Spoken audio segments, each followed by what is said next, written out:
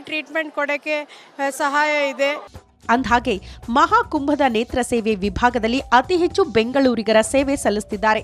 ಇಲ್ಲಿ ಕಣ್ಣಿನ ಪೊರೆ, ದೂರದೃಷ್ಟಿ ದೋಷ, ಸಮೀಪ ದೃಷ್ಟಿ ದೋಷ ಇತ್ಯಾದಿ ಎಲ್ಲ ನೇತ್ರ ಸಮಸ್ಯೆಗೆ ಟ್ರೀಟ್ಮೆಂಟ್ ನೀಡಲಾಗ್ತಾ ಇದೆ. ನಾವು ಯಾವ ಕೊಡ್ತೀವಿ ಅನ್ನೋದು ಕಣ್ಣು ಕೊಡ್ತೀವಿ. ಇಲ್ಲಿ ಈ ನೇತ್ರಕುಂಭದಲ್ಲಿ ನಮ್ಮ ಪಾತ್ರ ಕಿರು ಪಾತ್ರ ಏನು ಅಂತಂದರೆ ಇಲ್ಲಿರೋ ವ್ಯವಸ್ಥೆ, ಇಲ್ಲಿರೋ 250ಕ್ಕೂ ಹೆಚ್ಚು ಲ್ಯಾಪ್ಟಾಪ್ಸು, ಅದಕ್ಕೆ ಬೇಕಾಗಿರತಕ್ಕಂಥ ಸುರಕ್ಷತೆ, ಅದನ್ನು ಹ್ಯಾಂಡಲ್ ಮಾಡೋವಂಥದ್ದು ಮತ್ತು ರಿಜಿಸ್ಟ್ರೇಷನ್ 42 ರಿಜಿಸ್ಟ್ರೇಷನ್ ಕೌಂಟರ್ಸ್ ಇದೆ.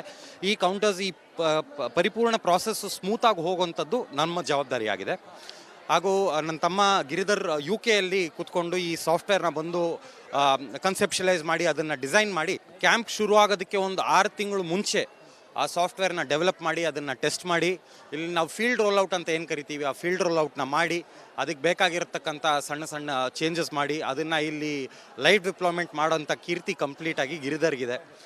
ನೇತ್ರ ಕುಂಭದಲ್ಲಿ ಚಿಕಿತ್ಸೆ ಪಡೆದವರಿಗೆ ಹೆಚ್ಚಿನ ಚಿಕಿತ್ಸೆ ಅವಶ್ಯಕತೆ ಇದ್ದಲ್ಲಿ ವ್ಯವಸ್ಥೆ ಮಾಡಲಾಗುತ್ತೆ.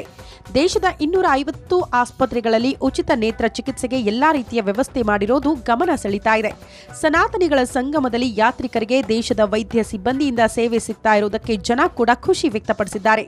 ಒಂದ್ ಕಡೆ ಭಕ್ತಿ ಭಾವದ ಸಂಗಮ, ಮತ್ತೊಂದು ಕಡೆ ಆರೋಗ್ಯ ಜಾಗೃತಿ ಅನಾವರಣ, ನೇತ್ರದಾನ ಜಾಗೃತಿ ಮತ್ತು ಉಚಿತ ನೇತ್ರ ತಪಾಸಣೆ ನಡೀತಾ ಇದೆ. ಹೀಗೆ ಮಹಾಕುಂಭಮೇಳದಲ್ಲಿ 10 ಹಲವು ವಿಶೇಷತೆ ಕಾಣಿಸ್ತಾ ಇದೆ. ದೇವಭೂಮಿ ಪ್ರಯಾಗ್ರಾಜ್ನ ಈ ಮಹಾಕುಂಭ ದಿವ್ಯ ಕುಂಭ ಮತ್ತೆ ಭವ್ಯ ಕುಂಭ, ಆಧುನಿಕತೆ ಮತ್ತೆ ಧಾರ್ಮಿಕತೆಯ ವಿಶ್ವದ ಅತಿ ದೊಡ್ಡ ಕಾರ್ಯಕ್ರಮ ಮಹಾಕುಂಭ. ನಿಮ್ಮೆಲ್ಲರ ಮುಂದಿನ 3 ಪೀಳಿಗೆಯೂ ಕೂಡ ನೋಡಲು ಅಸಾಧ್ಯವಾದಂಥ ಮಹಾಕುಂಭಕ್ಕೆ ನಾವು ಸಾಕ್ಷಿ ಆಗ್ತಾ ಇದ್ದೀವಿ. ಈ ಮಹಾಕುಂಭದಲ್ಲಿ ನೇತ್ರಕುಂಭ ಅನ್ನುವ ಒಂದು ವಿಭಾಗ ಇದೆ. ಇಲ್ಲಿ ಸುಮಾರು 5,000 ಜನ ಪ್ರತಿದಿನವೂ ಕೂಡ ಇಲ್ಲಿ ನೇತ್ರ ತಪಾಸಣೆ, ಅದರ ಜೊತೆಗೆ ಅವರ ಕಣ್ಣಿನ ದೃಷ್ಟಿ, ನೇತ್ರದಾನದ ಬಗ್ಗೆ ಜಾಗೃತಿ, ಹಾಗೆ ಉಚಿತವಾದಂಥ ಕನ್ನಡಕ, ಉಚಿತವಾದಂಥ ನೇತ್ರ ಆಪರೇಷನ್ಗಳು ಸೇರಿದಂತೆ ಎಲ್ಲವೂ ಕೂಡ ಈ ಮಹಾ ಕುಂಭಮೇಳದಲ್ಲಿ ಬರುವ ಜನರಿಗೆ ಕೊಡ್ತಾ ಇದೆ. ಆ ಮೂಲಕ ದೇಶದ ಜನರಿಗೆ ದೃಷ್ಟಿಯನ್ನು ನೀಡುವ ಕೆಲಸವನ್ನು ಮಹಾಕುಂಭಮೇಳದಲ್ಲಿ ನೇತ್ರಕುಂಭ ಅನ್ನುವ ವಿಭಾಗ ಮಾಡ್ತಾ ಇದೆ. ಅದರಲ್ಲಿ ಬಹುಪಾಲು ಜನ ಕನ್ನಡಿಗರು ಈ ನೇತ್ರಕುಂಭದ ಭಾಗವಾಗಿದ್ದಾರೆ ಅನ್ನೋದ್ರ ಬಗ್ಗೆ ನಮಗೆ ಬಹಳ ಹೆಮ್ಮೆ ಇದೆ. ಈ ನೇತ್ರಕುಂಭದ ಒಳಗಡೆ ನೀವು ಬರ್ತಾ ಇದ್ದಂತೆ ಒಂದು ಆಸ್ಪತ್ರೆ ರೀತಿಯಲ್ಲಿ ಮಹಾಕುಂಭದಲ್ಲಿ ಹಿಂಗೆ ಮಾಡ್ಬೋದಾ ಅಂಥೇಳಿ ಮಾಡಿ ತೋರಿಸಿದ್ದಾರೆ ಈ ನೇತ್ರಕುಂಭದ ವ್ಯವಸ್ಥಾಪಕರು. ನನ್ನ ಜೊತೆಲಿ ಬಹುತೇಕ ಜನ ಕನ್ನಡಿಗರಿದ್ದಾರೆ. ಇಲ್ಲಿನ ವ್ಯವಸ್ಥೆ ಮತ್ತು ಡಾಕ್ಟರಿಂದ ಹಿಡಿದು ಅಲ್ಲಿನ ಸಾಫ್ಟ್ವೇರ್ ಡೆವಲಪ್ಮೆಂಟ್. ಮತ್ತೊಂದು ವಿಚಾರ ಅಂತ ಹೇಳಿದರೆ ಈ ಮಹಾಕುಂಭದ ಈ ಪೇಪರ್ಲೆಸ್ ಮಹಾಕುಂಭ, ಅದರಲ್ಲೂ ಕೂಡ ಈ ಸಾಫ್ಟ್ವೇರ್ ಡೆವಲಪ್ ಮಾಡಿರುವಂಥ ಯಾರಿದ್ದಾರೆ ಅವರು ನಮ್ಮ ಕರ್ನಾಟಕದವರು, ಕನ್ನಡಿಗರು. ಇಡೀ ನೇತ್ರಕುಂಭದಲ್ಲಿ ಇಡೀ ಸಾಫ್ಟ್ವೇರ್ ನಮ್ಮ ಕನ್ನಡಿಗರು ಡೆವಲಪ್ ಮಾಡಿರೋದು. ಅವರೆಲ್ಲರೂ ಕೂಡ ನನ್ನ ಜೊತೆಲಿ ಇದ್ದಾರೆ. ಅವ್ರು ಮಾತಾಡಿಸ್ತೀನಿ. ಮೊದಲಿಗೆ ವೈದ್ಯರನ್ನು ಮಾತಾಡಿಸ್ತೀನಿ. ಹೇಗೆ ನಡೀತಾ ಇದೆ ಮಹಾಕುಂಭ ಅನ್ನೋದನ್ನು? ಹೇಗೆ ನಡೀತಿದೆ ಮೇಡಮ್ ನೇತ್ರಕುಂಭ? ತುಂಬ ಚೆನ್ನಾಗಿ ವ್ಯವಸ್ಥೆ ಮಾಡಿದ್ದಾರೆ. I feel fortunate for being a part of this ನೇತ್ರಕುಂಭ.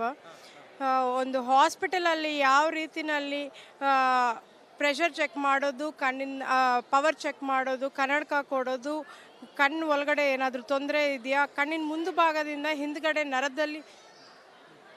ನರ ಚೆಕ್ ಮಾಡೋ ತನಕ ಎಲ್ಲ ವ್ಯವಸ್ಥೆ ಇದೆ ಇಲ್ಲಿ. ಕಣ್ಣಲ್ಲಿ ಬರೀ ಪೊರೆ ಮಾತ್ರ ಅಲ್ಲ, ನರ ಸಮಸ್ಯೆಗಳು ಏನಾದರೂ ರೆಟಿನಾನಲ್ಲಿ ಏನಾದರೂ ಕಂಡೀಷನ್ಸ್, ಡಯಾಬಿಟಿಕ್ ರೆಟಿನೋಪತಿ ಇದೆ, ಕಂಜೆನೆಟಲ್ ಟಾಕ್ಸೋಪ್ಲಾಸ್ಮೋಸಿಸ್ ಇದೆ, ವೈಟಮಿನ್ ಎ ಡೆಫಿಷಿಯನ್ಸಿ ಪೇಷಂಟ್ಸ್, ಎಲ್ಲ ಥರ ಪೇಷಂಟ್ಸ್ನ ನಾವಿಲ್ಲಿ ನೋಡ್ತಾ ಇದ್ದೀವಿ. ಎಲ್ಲ ಪೇಷಂಟ್ಸ್ಗೆ ಎಲ್ಲ ಥರ ಟ್ರೀಟ್ಮೆಂಟನ್ನು ಇಲ್ಲಿ ಕೊಡ್ತಾ ಇದ್ದೀವಿ. ರೆಫರಲ್ ಬೇಕಾಗಿರೋ ಪೇಷಂಟ್ಸ್ಗೆ ಆಲ್ ಓವರ್ ಇಂಡಿಯಾ 250 ಹಾಸ್ಪಿಟಲ್ಸಲ್ಲಿ ಫ್ರೀಯಾಗಿ ಫ್ರೀ ಟ್ರೀಟ್ಮೆಂಟ್ ಕೊಡೋಕ್ಕೆ ಸಹಾಯ ಇದೆ. ಅಕ್ಷರಧಾಮ ದೇವಾಲಯ ನಿಮ್ಗೆಲ್ರಿಗೂ ಕೂಡ ಗೊತ್ತಿರೋ ಹಾಗೆ ಗುಜರಾತ್ ಮತ್ತು ದೆಹಲಿಯಲ್ಲಿರುವ ಅಕ್ಷರಧಾಮ ದೇವಾಲಯಕ್ಕೆ ವಿಶೇಷವಾದಂಥ ಭಕ್ತರ ಒಂದು ಕೂಟ ಇದೆ. ಆದರೆ ಪ್ರಯಾಗರಾಜ್ನ ಮಹಾಕುಂಭಮೇಳದಲ್ಲಿ ಅಕ್ಷರಧಾಮ ದೇಗುಲದ ಮಾದರಿಯನ್ನು ನಿರ್ಮಾಣ ಮಾಡಿದ್ದಾರೆ. ಅಲ್ಲಿ ಹೋಮ, ಹವನ, ಹವಿಸ್ಸು ಎಲ್ಲವೂ ನಡೆಯುತ್ತೆ. ಹಾಗಾದರೆ ಅಕ್ಷರಧಾಮ ದೇಗುಲದ ವೈಶಿಷ್ಟ್ಯತೆ ಏನು ಅನ್ನೋದರ ಬಗ್ಗೆ ಅಲ್ಲಿಂದಲೇ ಒಂದು ಗ್ರೌಂಡ್ ರಿಪೋರ್ಟ್ ಇದೆ, ಬನ್ನಿ.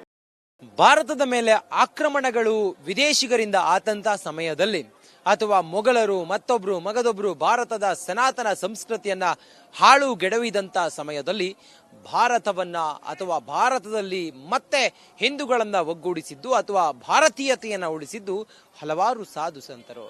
ಅದರಲ್ಲಿ ಸ್ವಾಮಿನಾರಾಯಣ್ ಕೂಡ ಒಬ್ರು. ನೋಡಿ, ಅಕ್ಷರಧಾಮ ಟೆಂಪಲ್ ನಿಮ್ಗೆಲ್ಲ ಗೊತ್ತಿದೆ, ದೆಹಲಿ ಮತ್ತೆ ಗುಜರಾತ್ ಮತ್ತೆ ಬೇರೆ ಬೇರೆ ದೇಶಗಳಲ್ಲೂ ಕೂಡ ಇದೆ.